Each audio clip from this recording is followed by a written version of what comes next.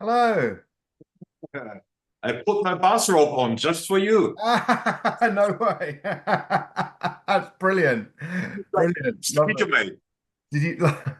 It's quite a nice white as well. Very nice. Like kind of when you come out the bath, nice and clean. I'm wearing white as well. But the thing is, I kind of I take it off when I eat because if I have a white item of clothing, it immediately gets like. Yeah. So if you think Hey. like I don't actually get to wear it very much because I'm usually like eating something. So I like put it on, take it off. If I'm going to somewhere where I think I'm going to be cold, I can't wear it. It's not a very practical color really, to be honest, Timo. But Um, it's very nice to meet you, yeah, mate. yeah, likewise, Very likewise. nice to meet you. Obviously, since a while, I'm following and I'm appreciating. Obviously, I appreciate when you talk about my stuff, but generally, there's a good reason why you're so successful right now, Oh, thank you. and because you're authentic with what you're doing, and I like that. I Oh, like that. thank you. Yeah, Just no, want that's to want it to means address that.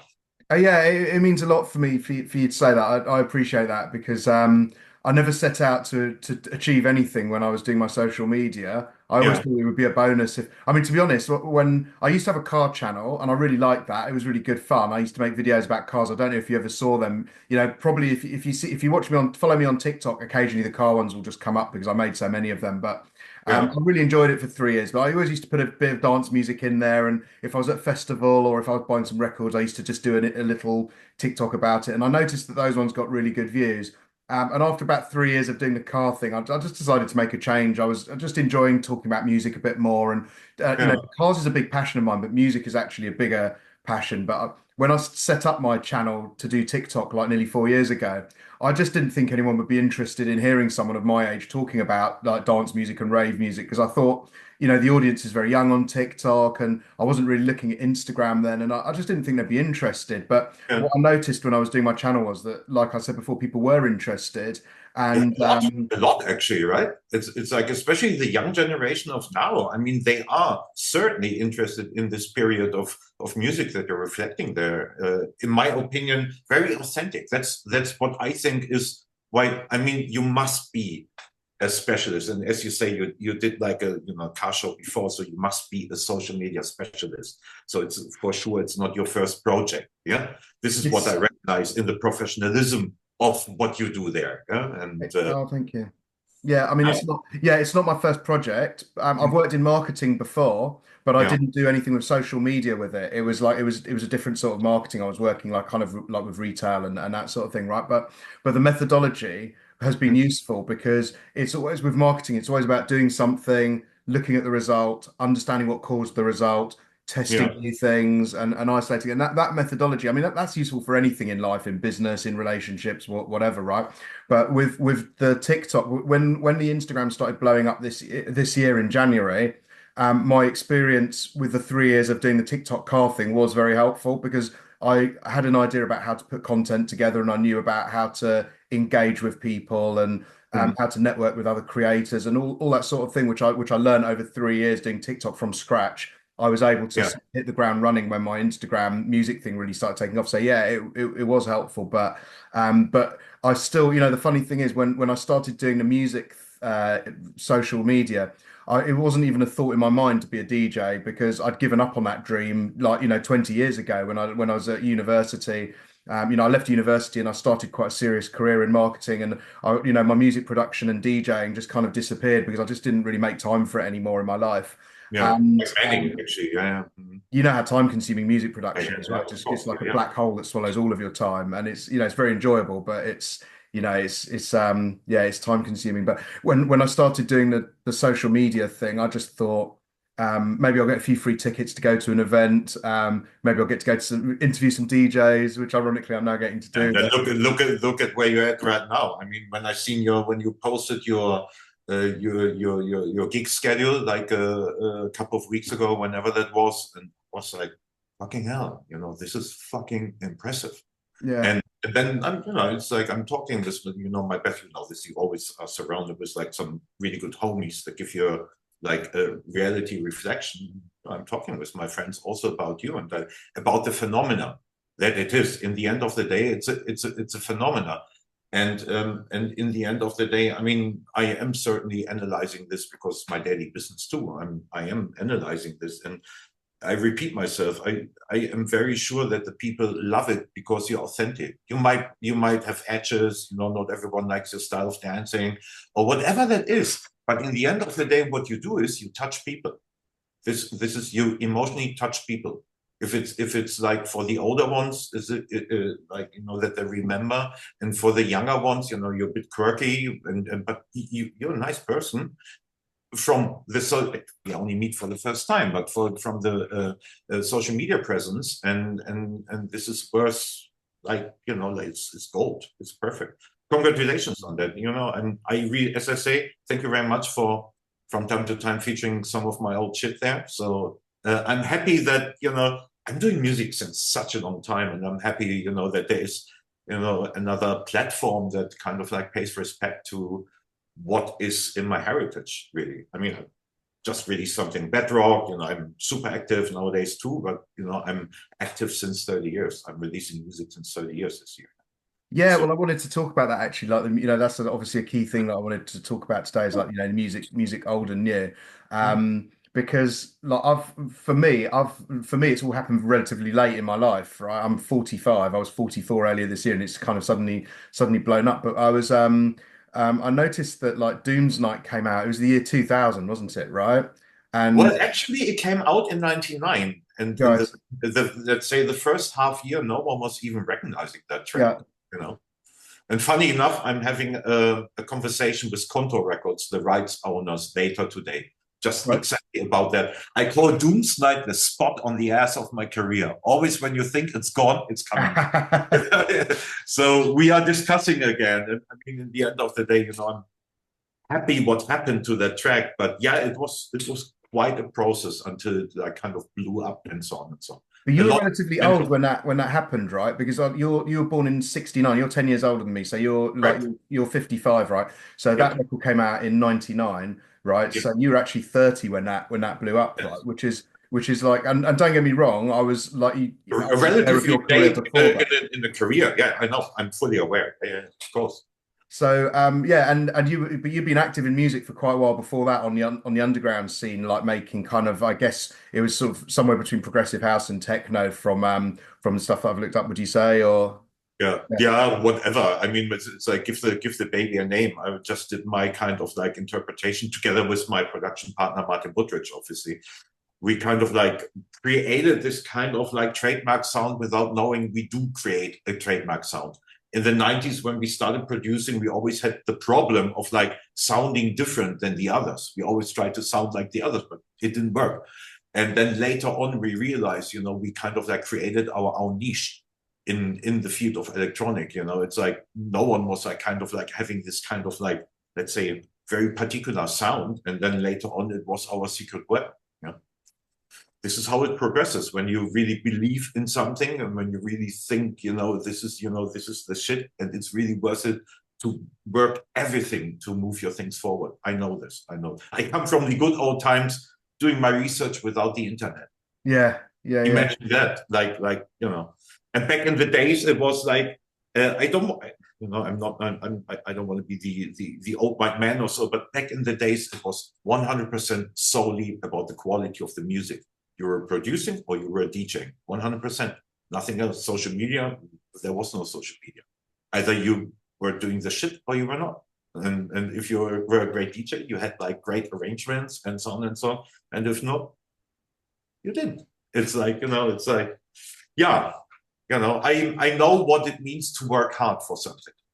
So what would you say was the equivalent of social media, like in the pre-social media world? Like how would you either as a DJ or as a producer, what were the was the methodology the successful people would have followed, or the path? Because there's obviously a big element of luck in being discovered and stuff like that, but obviously it's not just that, and it's not just hard work either. So what were the things that you did to get on the radar in the olden days, dare I say it? I mean, luck, momentum is so much, but in the I actually quote this like, our Facebook back in the days was a record store. So you had to show your face over there to first of all get the hot vinyl, because there wasn't. It's not like today. You search for a track and then you eventually find it digitally somewhere. It's like either you had the hot vinyl or you didn't. And if you didn't show your face 2, 3 times a week in the record store, you didn't get it. And if you were also not showing your face in the record store, you were not getting the arrangement in the clubs, especially like in the 80s when I started playing the clubs already. There was no thing like traveling DJs. I started before that time, so it's 42 years ago when I played for the first time, like out for friends and stuff like that, and then further on and further on. But it was, yeah, it I don't know. These things were just like extremely important. I would say our Facebook was the record store, 100%. It was the most important place to be updated with the latest music and also to be recognized. Yeah. Was there a particular record store? Was it the sort of thing? Because for me, there were a few record stores that I went to, right? But I went to them for different purposes, right? Yeah, Like, whereabouts were you based when this was all happening? Were you in Berlin or like somewhere else in no, Germany? no. I was actually most of my life. I lived in a small town in the north of Germany, near the city of Hanover, 45 minutes away from there. But yeah, a little shitty farmer town, to be very honest. And it was quite difficult for me to get to get the information and so on and so on. But I was eventually very much willing to learn about the music. Was like those like whatever fanzines and magazines that we had in the early 90s. Ask me the question again. Yeah, like so. What was the record store like? What was do you? The record store.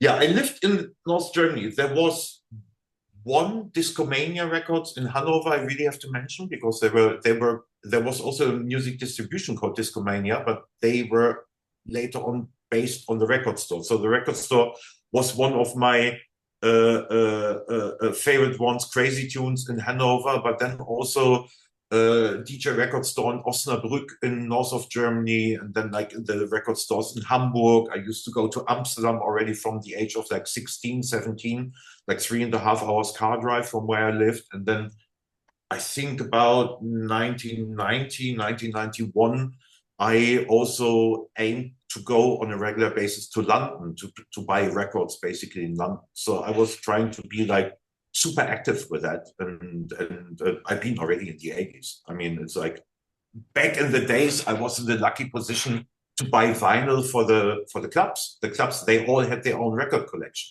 So we had basically endless budget, and we were able to buy like the hottest shit in like whatever record store we wanted. So of course I was I always wanted the hot shit. So for me, it was not a problem to go hours to Amsterdam or to Hamburg or to Osnabrück or to wherever to just get the hottest shit that all the other guys in the area don't have.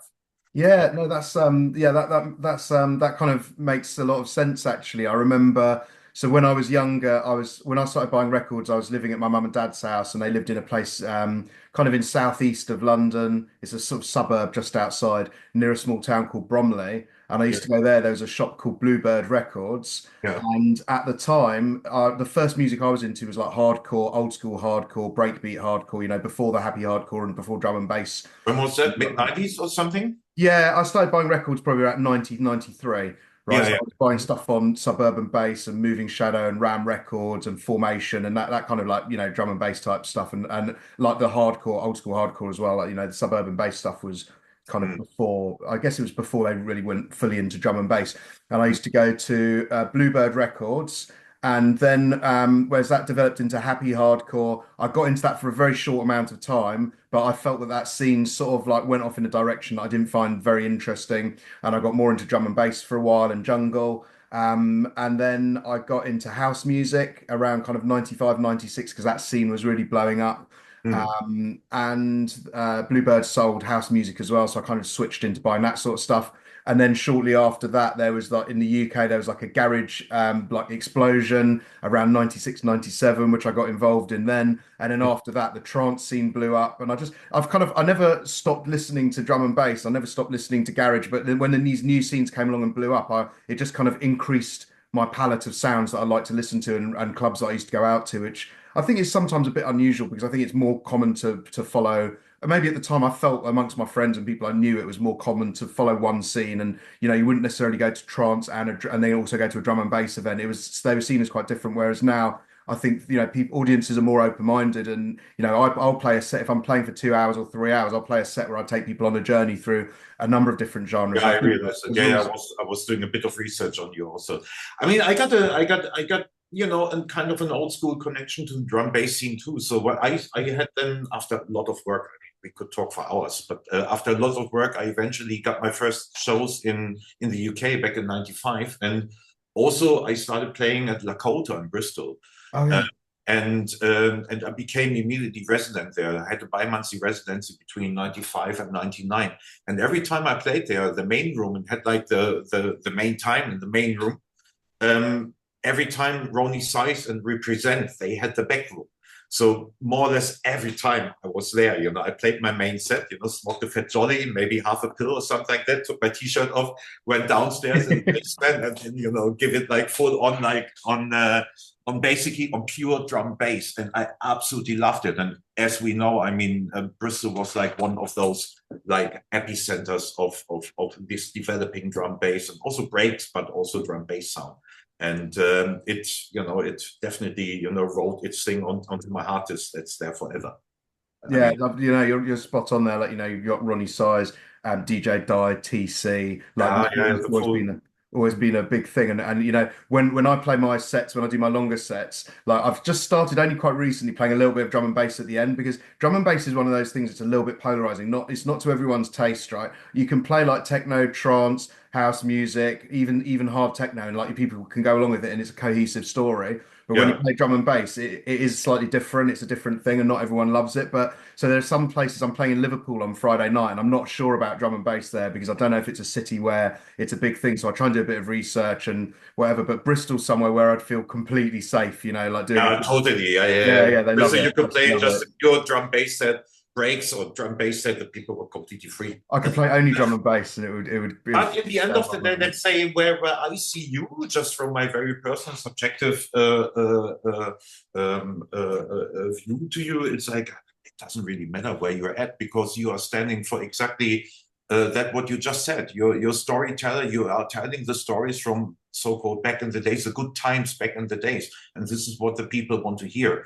And frankly, I mean, drum bass, especially in the UK, has been such a big influence on so many other music styles, in my frank opinion. Also breaks, like the new school breaks, call it whatever you want, but they came up in the later '90s and then went like really big around the 2000s. It's like I always incorporated some breaks into my sets, even though people considered me like trance or whatever they called me. But I was also playing breaks, and even sometimes I played also drum bass. I remember this one set I did that was together with Annie Nightingale actually at Fabric, very early 2000s, and it was the only soul break set that I was playing ever in my career. That I said, okay, Timo Maas playing a break set. What I did is I was only playing drum bass records that I played on 33 instead of 45. Oh, And it was fucking hell, mate. It was crazy. I wish I would have a recording of that because everyone was saying, what the fuck is this record? I know this. I said, yeah, I just played on 33. And it was the good old times. I very loved it. innovative, mate. I was always more open-minded. I was never seeing me in one particular genre. I always wanted to tell a story, and this is until today. I'm a story from a DJ side. I'm still a storyteller. It's like, take the people on a journey. This is what I really want to do. And this is what you just said. Also, this is what you want to do too. So, I mean, whatever style that is. Yeah. What I see, you are extremely successful with that, and the people want that, and it makes me happy to see that It's a because slightly the difference different is quality. take. It is. Right? It's a bit different to what they can get from other acts, and I think and I do put quite a lot of thought and effort into how I weave it together. So I won't play Yeah, garage track and then a trance track and then a drum and bass track and then a house track. It doesn't. It's not like that. It's structured in segments, and I build the BPM up quite gradually through the night. And I'm yeah, quite careful about the transition records that I use to go between the genres because it's easy to go from tech house to techno and then into like a melodic techno and then into trance. If you do it in the right way, it's Mhm. not jarring because you're not suddenly people aren't going, oh, hang on a minute, like this, What the how's fuck it is suddenly going gone now? from this to this? So you've got to do it quite quite carefully. But I think the attention spans are shorter these days, thanks partially to the technology, social media, but also the CDJ technology gives people an expectation of things happening a bit quicker and stuff.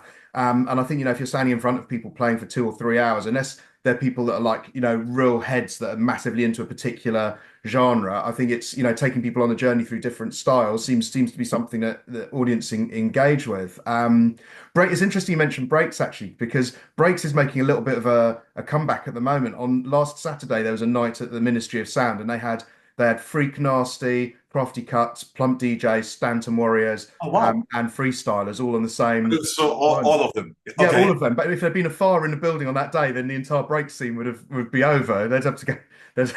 But it was full in the back room, which is quite a big room at the ministry, and it's just a really nice thing to see. I was talking to the guy. I was talking to Plump DJs recently, and he said, yeah, his bookings are going right up again at the moment. There's more interest in it, and you've got to respect people that have stuck to something, like a focus like that, and they enjoyed the good times when you were talking about when the New School Progressive Breaks thing kicked off, and Fabric were putting out, Plump DJ's Fabric live mix is like one of my favorite like mix CDs. Absolutely brilliant mix. So many Very good authentic stuff. also, this Yeah.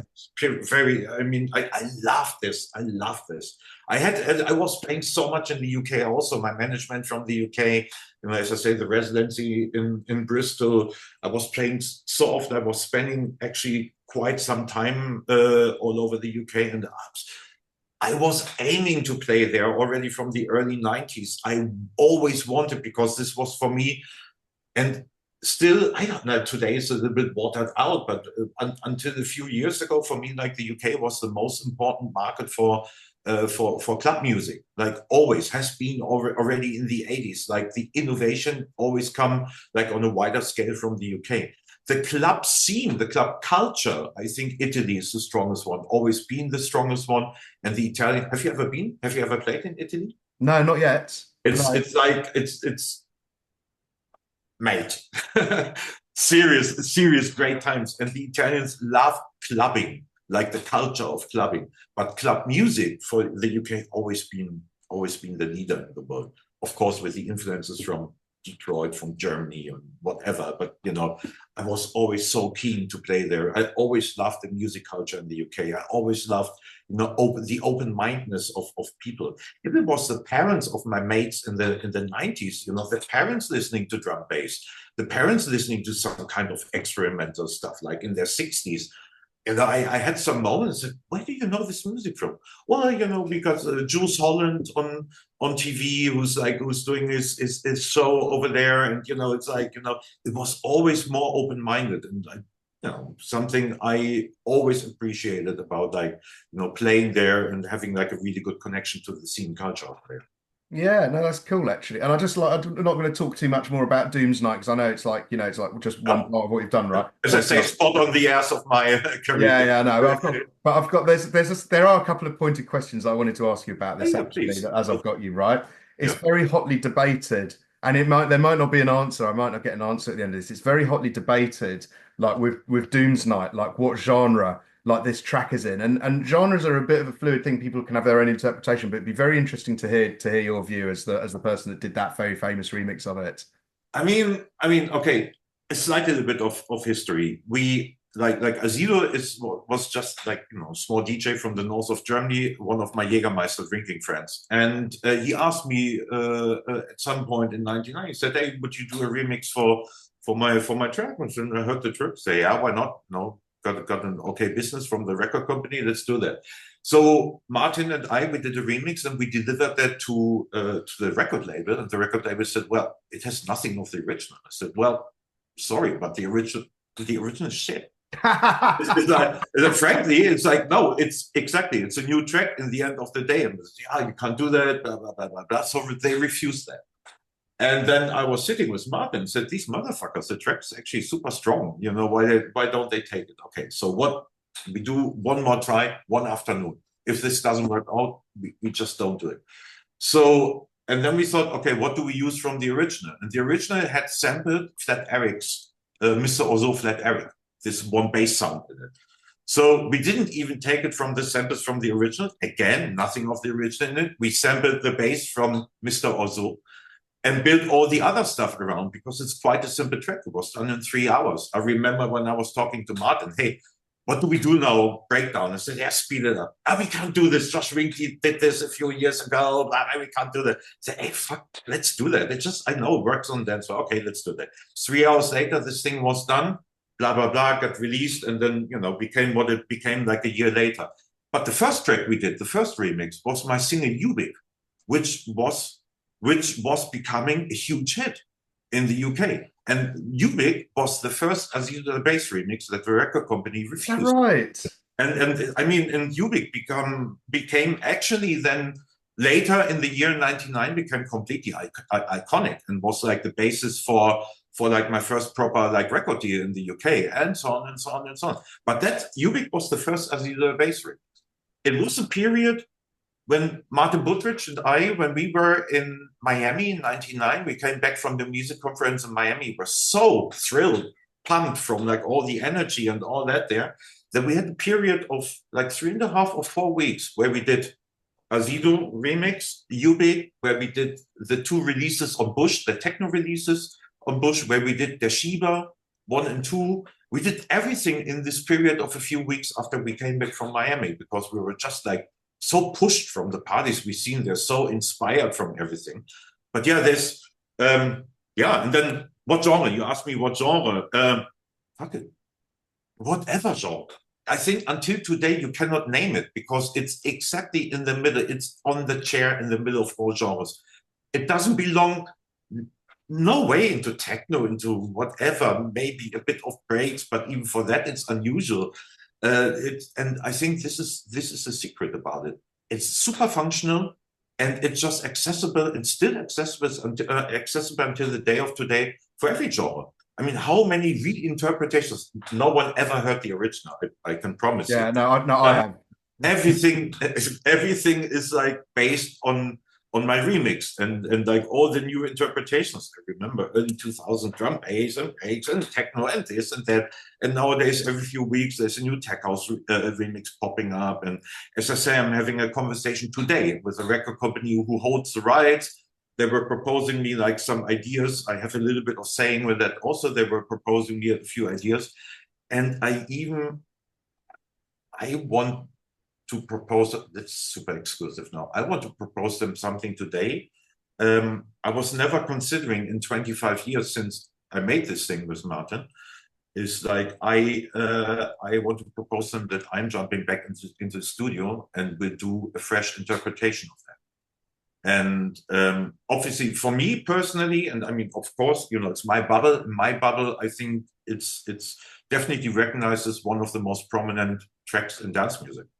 And usually to touch something like that is, you don't do this. I mean, I'm well experienced remixer. Also, I did so many things for so many famous artists too. Usually I wouldn't do that. But also I want to carry on my heritage with it. It's like, it is in the end of the day, even though it's not an original, in the end of the day, it's an original Timo Maas track, but it's not named an original Timo Maas track, but it still is by far the most successful track I've ever done. Yeah.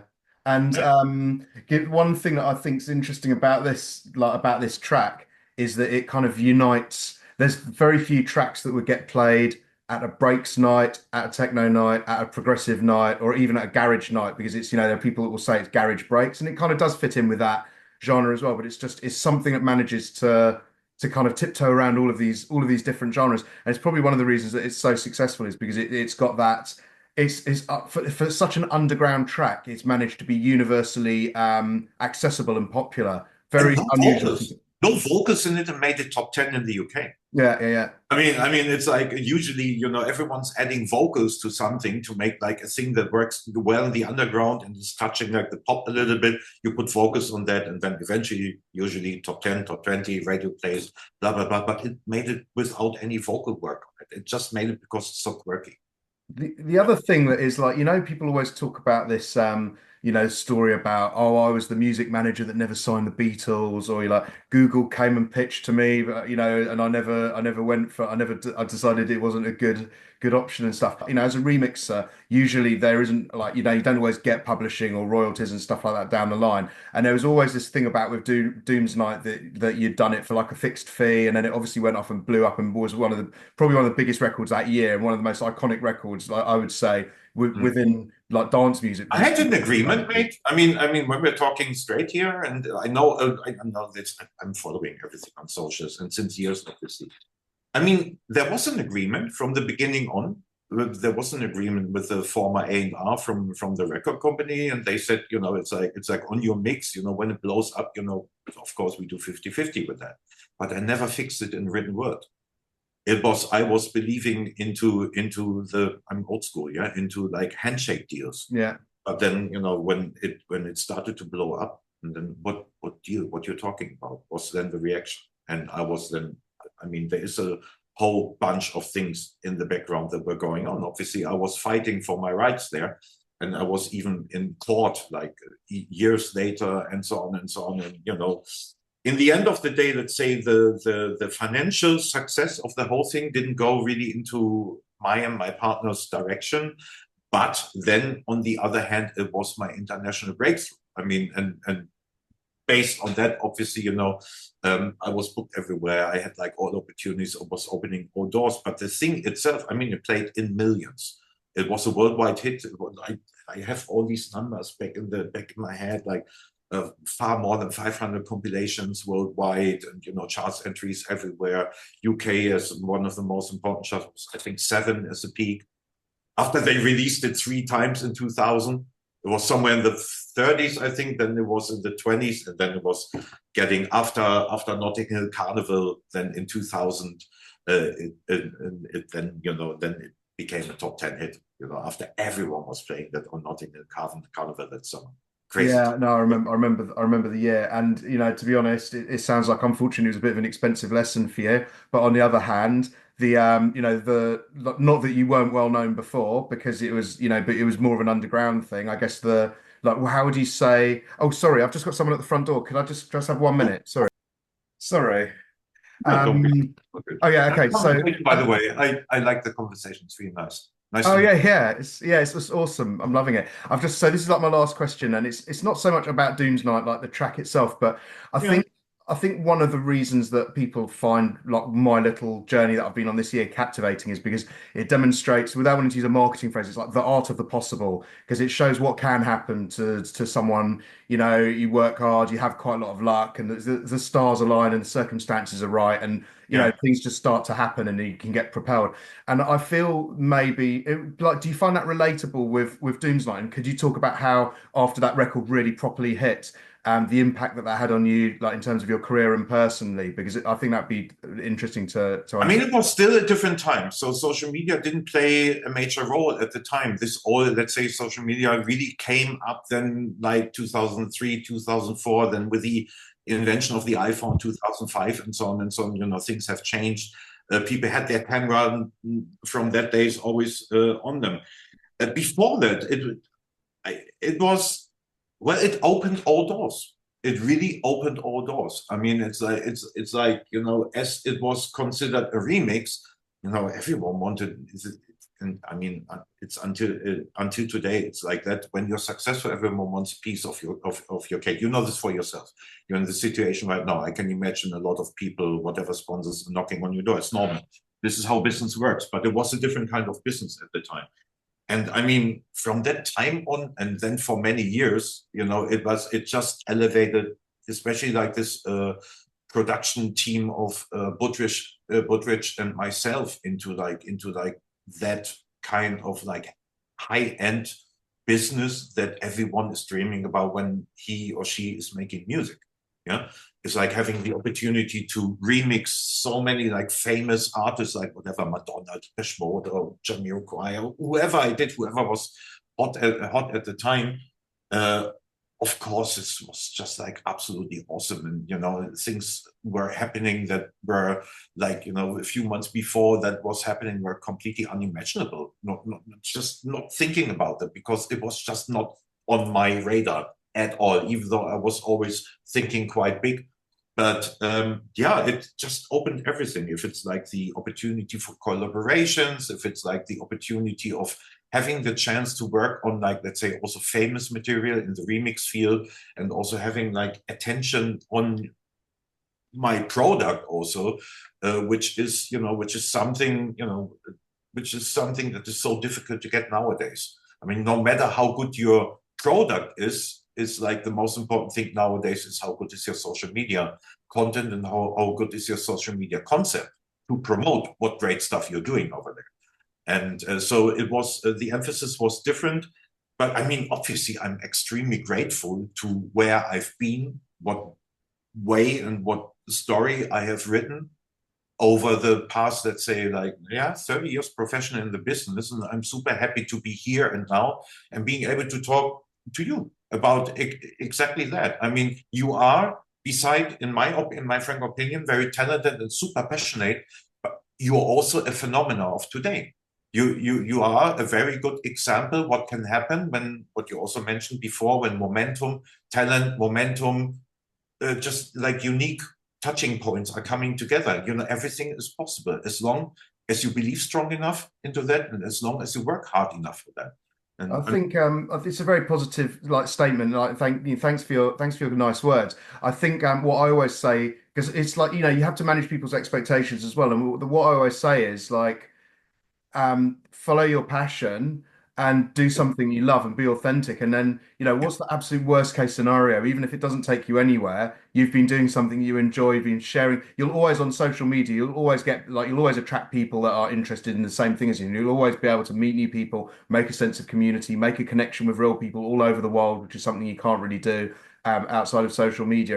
And that's the worst case scenario. And the best case scenario, I've seen lots of people that started at the same sort of time as me. And it is a slow burn. It is a slow burn. That's another thing with social media. Just because you can have a viral video and a sensation, it can go up like that. If you don't have something behind you, like some substance behind you, like ability to do something, yeah, or a career plan or a strategy, that can fall down again very easily, right? And I yeah. think that's something that people don't quite see, is that it actually takes years and years and years to build up a Yes. solid following and stuff. And if you've got that in place, when you have the moment, when you do have your viral moment, your viral video, or your moment in the sun, when it all suddenly starts happening, then you've got a kind of a base of something that you can actually like quickly try and build on, which is what I've been trying to do this year. I've started a record label. I've been getting really into music production. It's something I've done for a long, long time, but just as a hobby. But I've got much more seriously into it now because I quit my job in August, and I've finally had the time to spend like writing music and stuff. And yeah, you just have to kind of keep going with it and keep at it. But I think if you In your strengths, that's it. So you have substance. This is what I think I wrote you some comment and blah blah blah a while ago. Also, but you have substance, and I think I also do have that sometimes. I mean, no career always goes on the top, so it always goes like, in the sinus. Sometimes you're successful, sometimes you're less successful. But for me, in my personal thing, I absolutely love what I do. Music is the best language I can speak. Since I grew up from a shit family when I was very young, no one wanted to play with a shit kid. And I realized very early in my life that music is the best language. As soon as I started being interested in music, I realized people started talking to me. And it is, until the day of today, I'm super passionate and I super much love what I do. Even though I'm 55, I absolutely love what I do. When we talk about being authentic, I think I'm pretty authentic in what I do. Oh, And what, 100%. I see you as a very uncompromising, serious musician. I've got a couple of your other releases here because it's not all about Doomsight, right? I don't know if you remember this one, right? So this one is Killing Me, Psycho Funk, and Saigon, right? yeah, And yeah. and they're just really underground tracks. I Oh, love yeah, playing stuff like this. I don't play stuff like this so much in my live set because I need to be a little bit more accessible. But on my channel, I do play the underground music. Uh, yeah. but I don't know if you remember like producing it because you've put out, to be fair, a lot of stuff that was of this ilk, like stuff that was just very underground and Yeah, not yeah. not stuff with crossover chart potential at all. Not that that's probably what you had in mind when you did that Doomsnight mix, but Yeah. like records like this are like for me like the essence of your sound, really bass heavy. like often quite stripped out, quite minimal, still take you on a journey, but you have to actually put a bit of effort in as the listener to kind of engage with the I music. mean, You know? Doomsight is just a prime example. You cannot plan a hit. Yeah, If the more you try to make a hit, the less it works.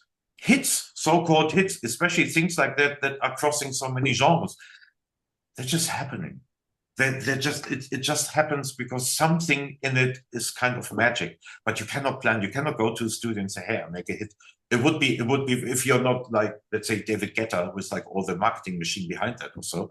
Yeah, okay, then there it's more predictable. But in where we are at, we're coming out of, let's say, music lovers making music, sitting in our studios at home or wherever we create something. We have like a good, image and view of that, but it's limited. It's like how often did I sit in the studio and say, today we gotta make a hit? You cannot yeah, predict. yeah, yeah, The for things sure. you expect the least are usually working the best. And it was with Yeah, Kilo too. In the beginning, no one wanted to hear that shit. I was giving promos out to Westbam, like all those icons in Germany that I met at the time. No one was playing it. No one was interested. yeah. Yeah, cool. Yeah. Okay. No, fine. Funny, A funny year how later, things Timo, happen. you're the shit. Yeah? But it's like, I always say, be authentic, be strong with what you want, do everything for that, and then eventually you can reach things, and you know this from your own experience too. You can reach things that are unimaginable. When you start thinking about. I always last example. When I have a new project, I always think, what is the maximum I can reach? What is the maximum out of a project what I could reach? So when I work on pop music, obviously it would be a chart success and so on and so on and so on. But what is the maximum, and what would I need to do to reach the maximum in my point of view, to reach the maximum? This is my target. I can still go down in my thoughts and in my plans, but I never start, I want to do a good thing. I always want to do something outstanding. Always. If it's an outstanding set, if it's an outstanding production, I can always shrink a little bit down. But if I don't see the big picture, I will never be able to see the real big picture. This is also, it's a state of mind, most importantly, that in my frank opinion, you need when you're serious about what you're doing. Yeah, no, and I think that's great. And the thing you said before as well, I think it's really good advice for any young producers or young DJs that are getting into it, of what is a very fiercely competitive industry and market. Yeah, It's important to retain the focus and to be driven by passion and not by, kind of glory or money and stuff. Obviously, some people that take that path will succeed, but I think to have longevity, you have to have something. You have to, like you said before, your word substance. You have to have more substance than that, and it's interesting seeing. Seeing people kind of coming and going over the years, and I think that the people that have the most substance are the ones that have had the longest careers. And it's just an interesting thing over a long timeline. I've yeah. been following dance music scene probably just over 30 years, really. Started listening to pirate radios and buying records and reading Mix Mag and DJ Magazine and Eternity Magazine. That was all around, kind of around like maybe 1992 sort of thing. And it's, you see people come and you see people go and you see a few people stay for the course. Like Carl Cox has been there from the very early days and is still, still a big He's name my now. only hero I'm having. Carl Right. is I had heroes in the very early years, but then I gave up. I always thought I don't want to be like anyone. I am myself. I take only then examples, but Carl is probably I seen on your pics you met him. Carl is for me really, he is a role model. He's the only role model really, because you met him. So most importantly, because of his personality and his Yeah. energy he's having, and it has always been unique. I played the first time together with Carl 30 years ago, 1994. I even Wow. have a recording of our set. And he was playing happy hardcore at the time. Yeah, me too. I was playing not happy. I was playing hardcore and Yeah. trance hardcore at the time, and he was playing happy hardcore. But he's a role model, and he will always be. He's this kind of like the DJs nowadays. And I'm Yeah. not even talking about like his sets. I'm talking about him, the personality, what he represents, the love of music, the energy. I mean, once you've seen Carl once working behind the booths, in the booths behind the decks, I always called him back 20 years ago. I called him the tank because he's just destroying everything. As soon Yeah. as as you get him behind the decks, he's destroying everything. And He's also kept up with the technology as well. You know, he starts off. totally, He's always been on the cutting edge. He started off doing the thing. What was unique about him was he was mixing on 3 decks and stuff. yeah, yeah. Very talented, and then obviously made the switch to digital. And his shows now are more like kind of live performative, doing things. I'm not sure what. And I wanted to quickly talk to you about music technology as well. But he's Yeah. obviously doing stuff that's live now, which is which is good. It's a bit more diverse than just playing records. Not that there's anything wrong with doing that as well, but it always gives you a bit of an edge if you've been in a scene for a long time and you're doing something that's pushing the Yes. boundaries a bit, you know. Mm. I just wanted to say before we move on entirely from music, I've just got this is my favorite record that you've done. So it's Timo Maas with Ian Wilkie, Twin Town. Oh, yeah, yeah. This, That's my favorite one that you've been involved with. It was I can't remember which one. It was on one of those Global Underground CDs. I think it was a Nick Warren one that he did, maybe in yeah, yeah. Budapest or something. But And yeah, this is also Ian. Ian was a very good friend from Bristol. This is why Twin Town, because Hanover, the city where I was living close to, and Bristol were twin towns. ah, And Ian was one of the most talented DJs I met in the 90s. It's awesome for whatever personal reasons he never continued his DJ career, but he was such a great DJ, also such a funny character. And this is a baby of the Bristol connection.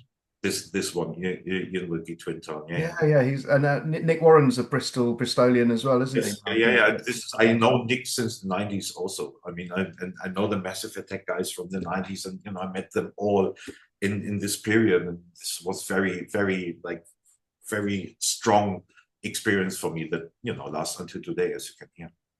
There's another track Ian Wilkin did called Guten Morgen, which is like an absolutely phenomenal track as well. So such a good track. And actually, I wanted to talk about you did a balance mix, right? It was one of my I mean, the balance compilation series are all like outstanding, right? I don't think there's one bad one, like the James Holden one's particularly good as well, but like your one really stands out. It's like very, very dark, very, very minimal. It's got a number of tracks on it that are just real kind of open your eyes actually into like pushing the boundaries of what between progressive house and techno and just like a phenomenal mix actually. And I noticed that the Balance appear to have just launched a festival next year as well in Croatia. So that looks pretty exciting. But I just wanted to talk to you about that mix, about how you put it together and the track selection on it. Because that was just, and anyone that's watching this, because I'm going to be putting these like long form videos on YouTube, right? But Yeah. anyone that's watching this, I would recommend that you hunt that album down, and I'll like link to it in the comment section because it's superb. But yeah, can you just give us a few thoughts about how you put that together? I mean, in the end of the day, I think it's relatively clear who knows a little bit about me is like I'm always a bit edgy, a bit quirky, a bit like kind of like not using the usual like kind of like let's say recipes or tools to reach a certain target. I always try to be experimental. So it's a few years ago that I did this mix. Obviously, when was it? 2007? When did Yeah, this? it's around that time. Around the time. For me, it was the most important thing. It was to reflect what I'm doing at the time, but also to reflect back into the history of techno and house music, and also bringing like exclusive things and things in that are even that are not so well known, that are not like recipes, let's say, that are very common or anything like that. I always also there I try to do something that is very much me. I'm very much open-minded. Also, my DJ sets, even until today, I'm very open-minded. I try to convince people of quality music, but without using the normal recipes, without using, let's say, the Beatport Top 50 or anything like that. I like to entertain people with something they don't know, and in the end of the day, I spit them out after a long DJ set or after a double CD, spit them out, and they say, wow, that was a trip. What is this? This is for me is the best reaction. And I had this on my mind when I was compiling that back in the days too. I was for quite a long time on the search of like getting exclusive stuff, obviously, but also, just like kind of like express myself on my very, very particular way that I think I still have today. I'm very particular in what I'm doing in my production and my DJ sets too. I think there was also this. I don't have anything prepared here, but I think there was also this exclusive remix for Placebo on that. I think there was a remix for Placebo also on that that only came out on this mix Oh, compilation. okay. Do you know what I should have done? I should have looked at the track. Yeah, The it's fair enough. the tracks that stand out for me on that album that I can remember. There was one. Was it Rockets and Ponies called Chinese Massage? Right. That's such yeah, a yeah. That's actually that's a project also. This is the catalog number 0 of the label Rockets and Ponies. yeah. I was going to ask if there was a connection with that because I know your record label's called that, And right? it's basically Rockets and Ponies. That's my ex-partner Santos from Italy and myself. So it's like we were just like producing this track after I came back from my first China trip. This is why Chinese massage. This is where it comes from. And you know, Ah. this and we had this kind of like intro ready and thought, okay, this is a really cool track, not much beat in it, but really cool track. And said, okay, let's take this as an intro and let's really continue the journey as much as it's possible, as much as it's exciting. And this is what we did. So it's a 0 number on Rockets and Ponies, the label. And the catalog number 1, by the way, was Adam Port. So Ah.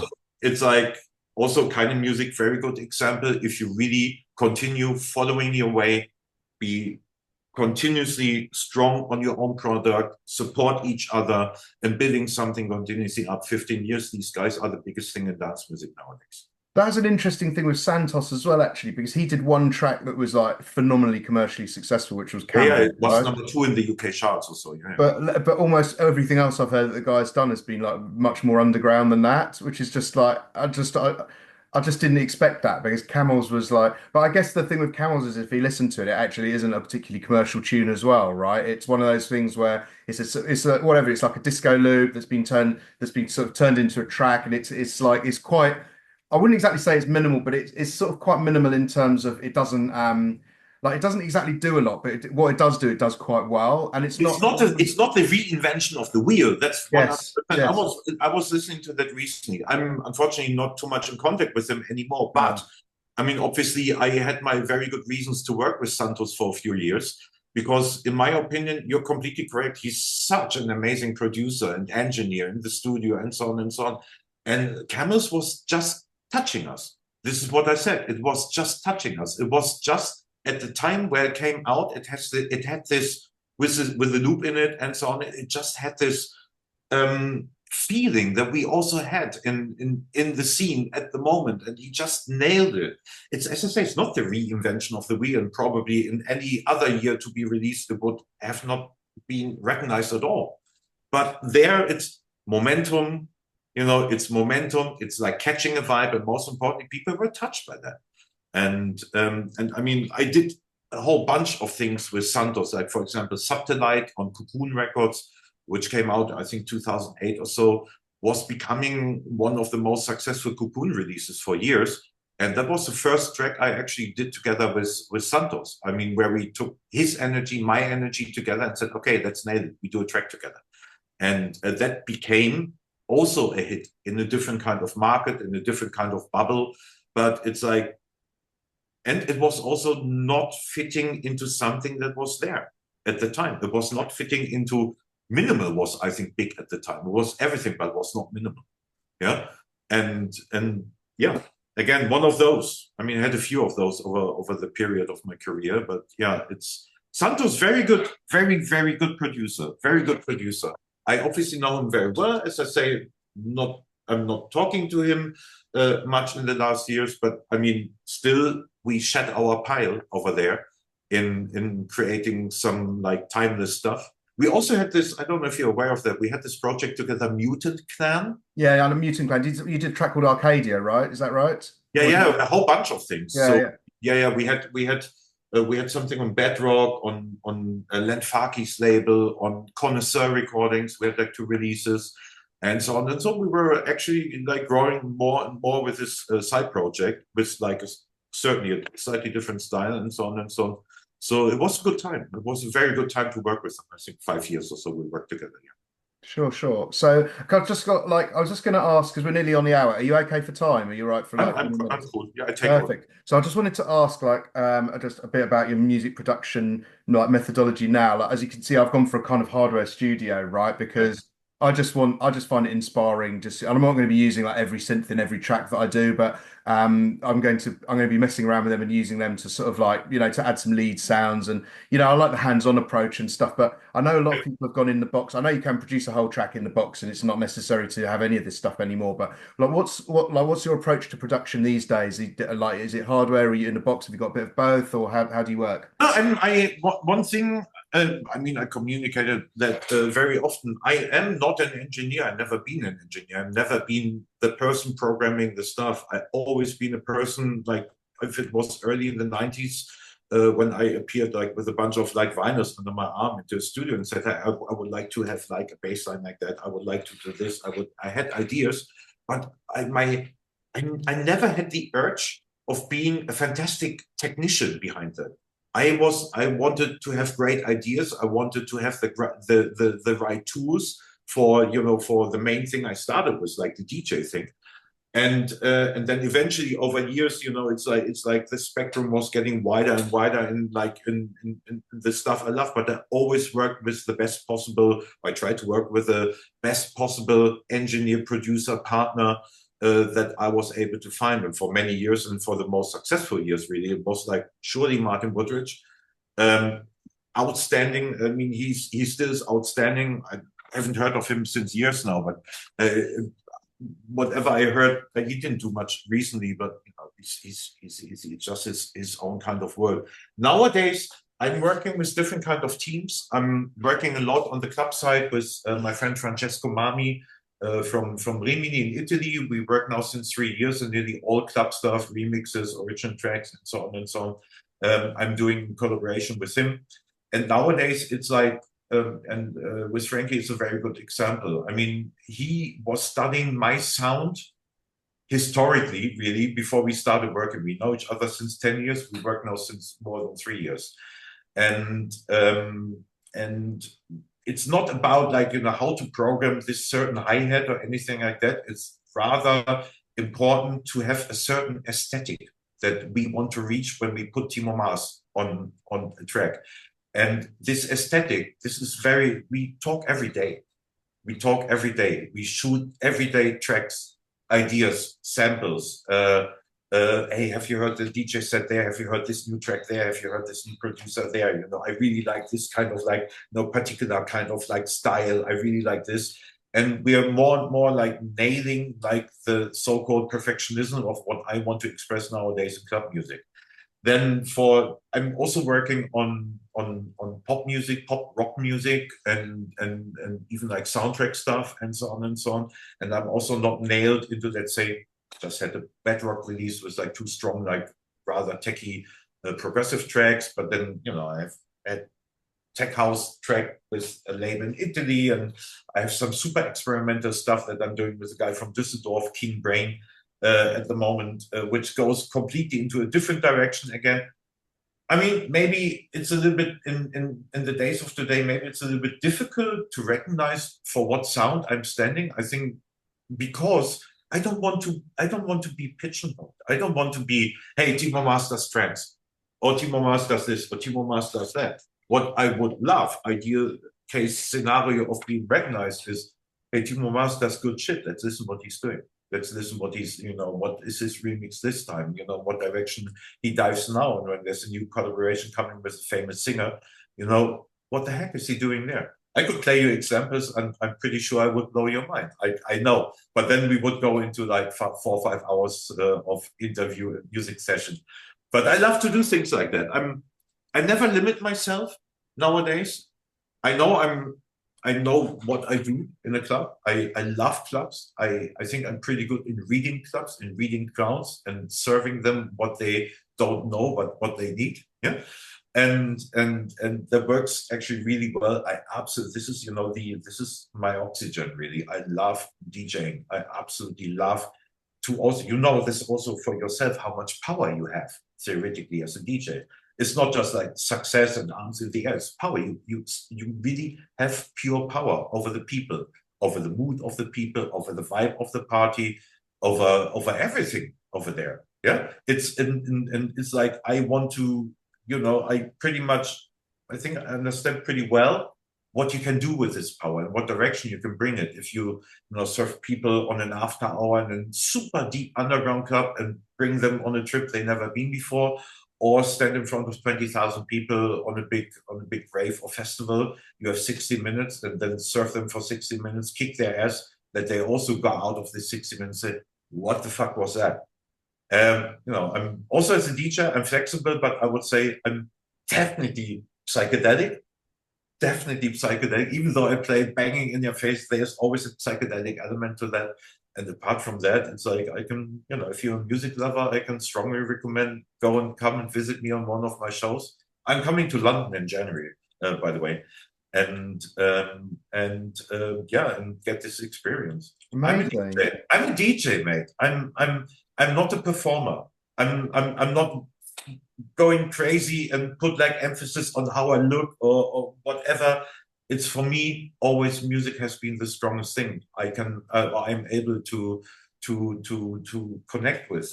If it's, as I say, if it's DJing, if it's like, my kind of like sometimes strange, sometimes like unusual productions or anything like that, I simply love this. I think I am a pure artist because I wake up every morning with self-doubts.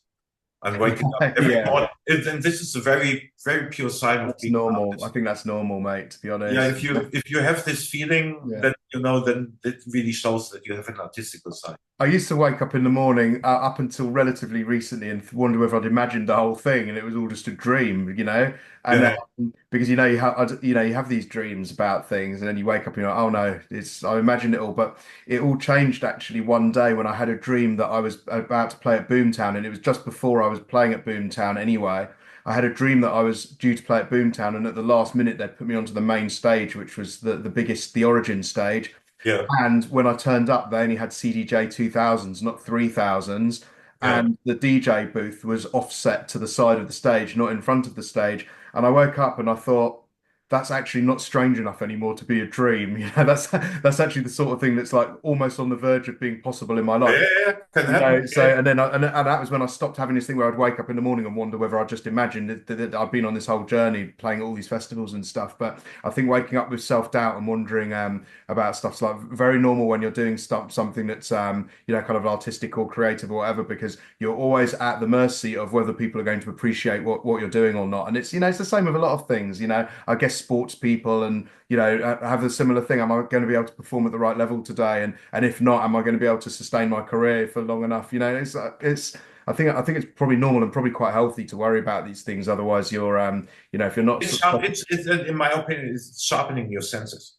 Yeah. This is what it does. It's like I'm not sitting here and relying on what I've done. My heritage is huge. I could do, but it's actually not paying the bills. There's a 2 R's: relevance and reputation. Reputation, I know I have a great reputation. The relevance, I'm in the same boat as everyone else. The relevance pays the bills, and the relevance is important for the market of today. It's great to have done so many things, Azido and blah, blah, blah, Grammy nominations and all that stuff. It reads perfect, but doesn't pay the bills. And I mean, as you probably can see, the fire is still in me, like very much so. Oh, yeah. And it's like I really do love what I do, and I hope I hope that I'm also pretty convinced that what I do is quality, is definitely an artistical approach in so many different ways, and I'm just hoping that like also more people of the younger generation are gonna do some research on the old sack and appreciate what I'm doing there. 100%. I'm working really. I love what I do, and I'm working really hard on many different things, and I also, what I said, I really appreciate you're old school, but you're new generation too. I really appreciate and really thank you very gratefully for giving me a chance to talk. Oh, it's a pleasure. It's an honor for me to talk to people of your of your caliber and the reputation and your authenticity and the music that you've written. You've always been as far as I'm concerned, an iconic figure in the dance music world, and it's wonderful actually that I'm now in a position where I can have face-to-face conversations with people like you. So it's a great honor for me. I think the thing you said about relevance, just to be aware of that is such an important thing when you're someone that has had a long career in any industry, because you can't always just trade on your reputation. You have to, like you said, you have to keep up with the cohort of new people that are coming in. And with what I do on my channel, a lot of the time I play old music, but that's not all I do. And what I quickly realized with my gigs was if that's all I did, I would just become like something that people would go to see once, and it'd be like a Spotify playlist or a karaoke thing. And it's important to dip into the past and to reference the past, but actually I've got a network of producers and DJs that I talk to on a regular basis, and I'm lucky in that respect. I've got quite a lot of unreleased music and dubs and new stuff, and actually, it's really important to stay relevant, to play the new and the unreleased stuff and the cutting edge stuff, and to reference the past as well. So I won't necessarily play a lot of old music in my live sets, but I'll play tracks that sample it, that reference it, that are remixes. And I will sometimes play some of the old music as well, but it's always a little bit of both, or because it's important to stay relevant, and to stay relevant, you have to be doing all the things that we've been discussing on this call. Staying cutting edge, experimenting, always doing stuff that's pushing the boundaries, playing stuff in different genres, not just limiting yourself to one lane. All those types of things, like social media, unfortunately, like it or hate it, is very important, and Oh, yeah, yeah. the people that complain about it, that are kind of like losing their relevance, unfortunately, you can complain about it as much as you like, but you Love have, it or hate it, you have to do it. it's a It's fact of life, isn't it? And you have to do it, and it might not be as enjoyable as going and standing in the record store and meeting people and networking. And I remember those times. And actually, what you said right at the start of the call, I used to go to a place called Plastic Fantastic in I know Plastic Fantastic. I fantastic, used to go there. brilliant Yeah, shop, and there's Eucotech, which was a few doors along, which was more on the tech house and techno side of things. But Plastic Fantastic, just when prog house and trance were really like massive, like 97, 98, 99. And I used to go in there, and you're right. After going in there several times, and they know you, they know your face, and they know your name. I remember I got System F out of the blue on a white label. It was in a Tsunami blue sleeve, but it was on a yeah. white label with nothing stamped or written on it. And it was very much an under the counter thing for people that they knew that came into the shop and stuff. And that was the relevance then, and the relevance now is making social content and resonating with an audience, and just doing stuff that's interesting to followers, and then converting that into people that are interested in streaming your music on Spotify and coming to see you when you're touring and stuff. So if there's one bit of advice I'd give to anyone, whether you're new to the industry or whether you're old to the industry, is you can hate social media and not understand it and whatever as much as you like, but it's here to stay. It's massively important, and it's just a necessary evil that has to be part of your workflow. Excuse me. I mean, it's. I think this small path between being authentic and then also understanding the rules of what is necessary to date. That's my aim. I mean, as I say, it's like I'm definitely, I never sold my soul, and I will never sell my soul. Yeah, I try to do exactly that what I was always doing, but of course using like modern technology. Hey, you want to be my social media manager? Mate, I'd love to, but I haven't got time, unfortunately. But Yeah. listen, Because you're a prime example of what I said. It's like, it's like I would have probably never ended like watching you. I think for me the key thing was like your review with Azida Bass.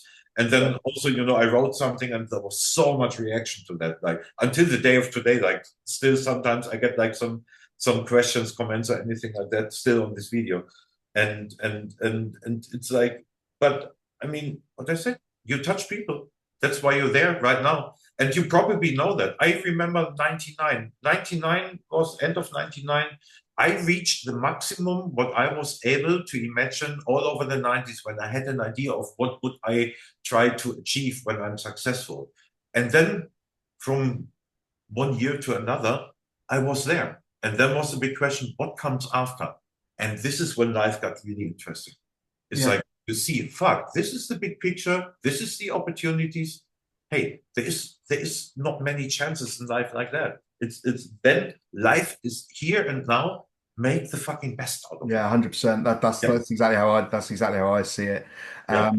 Cool. I said, Timo, we're at time. I've got three quick questions that are totally unrelated to any of this that I ask everyone. Right, Sure. they're silly questions. Right, what's your favorite flavor of ice cream?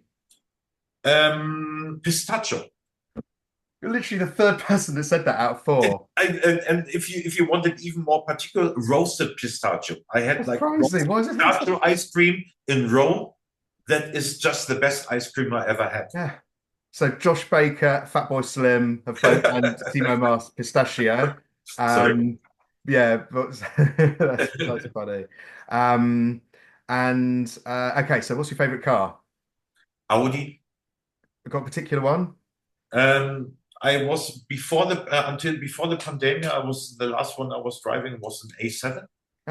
Oh, And then limited edition, blah blah blah, and so on and so on. That was pretty much a beast, and nice. I absolutely love the Audi. I'm driving now. I'm driving a Seat. I'm super happy with that, and it's all good. But of all times, I think one of the craziest cars I was ever driving was like an S and whatever big S8 or so Audi Oh, S8, wow. blah blah, Like in Ronin. fucking hell, from 0 to 200 kilometers an hour in less than 10 seconds or something like that. Yeah. Fucking Beast crazy. of the car. Yeah, I love it. Yeah. Yeah, lovely. I've got an A5 and I've got an R8 at the moment, so I'm a bit of an Audi guy at the moment. And Yeah. then last question, probably a bit of a tricky one actually, outside of the UK. But in the UK we have it's called a full English breakfast, like cooked breakfast, right? Yes. So if you're having a cooked breakfast and you can only have 4 ingredients on it, not including toast, then what would you go for? I will read the blood sausage. Okay. I like that. That's very original. I know. And then what's the potato thing there? Sausage. Obviously, I'm a German. And Yeah. Sorry, the last one was the egg. And I mean, I love the beans too. yeah. But egg. Okay, egg, beans, blood sausage, and regular sausage. Okay. Fuck, it's not good for my. It's really not Not good for good, my is health. it? But I love it. I have so much. I had so many full English. You have no idea. I Uh, was the, the so blood much sausage, fun. the blood sausage we call black pudding, right? Black pudding, right? And the potato one's hash brown, and I noticed you dropped that off Yeah. at the end. At the Oh. end, the black pudding, I never tried it. I always thought it looked a bit disgusting. And then on my mum's 60th birthday, we went for a dinner at the Ritz Hotel, and for the Yes. starter, they had scallops with black pudding, and I only wanted the scallops, so I ordered that. And then the black pudding came, and I thought, well, if I'm going to try it anywhere, it would be at the Ritz Hotel. And I tried it, Yeah. and I absolutely love it. It's like my favorite thing on a Not cook. too bad. It's just a question how it's prepared. When it's prepared nicely, it's actually really good. My the original area where I'm coming from, there was a speciality in the butcher stores for like the old generation. My grandparents and so on used to love that, and so I kind of like grew up with that. And a lot of people find this disgusting, but when this is done nicely, it's actually really good. It's actually a really nice dish. I love it. I love it. I'm a foodie. Check Timo Loves Cooking on Instagram. I have my own foodie page. Do you? Yeah. Timo Loves. Okay. Let me say also one last thing, because talking about the past, talking about my experience, and so on and so on. I am actually coaching and mentoring a bunch of like students nowadays for like sharing my experiences in everything, in like understanding of the music, in the aesthetics of producing, of remixing, even in aesthetics of DJing. And if anyone is interested, listening to us here, so write me a message, and we can talk further about that, because this is one of my things I also do, and actually quite successfully. Oh, okay. Yeah, that sounds cool. So yeah. So if you need a session, I give you a special price. Amazing. And also, if you've got any music that you want to send over for me to listen to anytime, I'd love that. So I will certainly keep you updated. I have a whole bunch of new things that I'm pretty sure you don't have on your radar yet. But amazing. Amazing. Well, this has been brilliant. I've really enjoyed this, Timo. Thank you so much for your time. It's great. It's great to meet and talk to you. And I think we've covered so much stuff, and it's been so interesting. So I just want to thank you very much. And thank you. Let's stay in touch. Pleasure. And then let me know when you got a broadcast that maybe we can do like a collab post or anything like that. Because obviously, I want to spread the word also, because I think that was a really good convo also. Definitely. Very nice to meet you, and I hope I see you at some point, you know, in reality, and we drink Diet Coke because I don't drink alcohol anymore. Oh, right. Okay.